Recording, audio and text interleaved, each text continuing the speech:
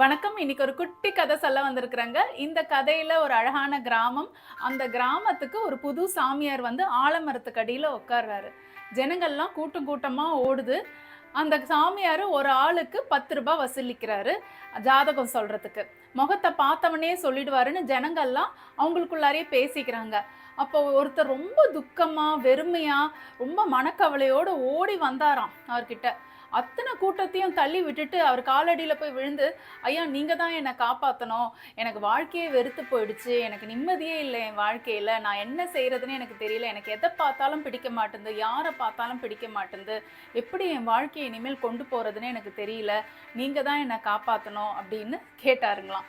அதுக்கு இந்த சாமியார் சொன்னாருங்களாம், எதனால நீ இப்படி சொல்றேன்னு நான் சொல்லட்டா உனக்கு அப்படின்னு கேட்டாருங்களாம்.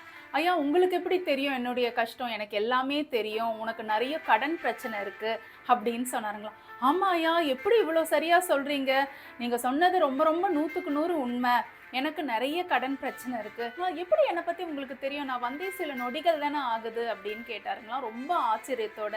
அதுக்கு நம்ம சாமியார் சொன்னாருங்களாம், உனக்கு கடன் கொடுத்தவனே நான் தானேப்பா. உனக்கு கடன் கொடுத்து தான் இந்த ஆலமரத்துக்கு அடியில சாமியாரா வந்து உக்காந்துட்டு இருக்கிறேனே, எனக்கு இது கூட தெரியாதான்னு கேட்டாருங்களாம். என்னங்க உங்களுக்கு இந்த சிரிப்பு கதை ரொம்ப பிடிச்சிருக்கும்னு நினைக்கிறேன். அடுத்த குட்டி சிரிப்பு கதையில உங்களை சந்திக்கிறேன். நன்றி, வணக்கம்.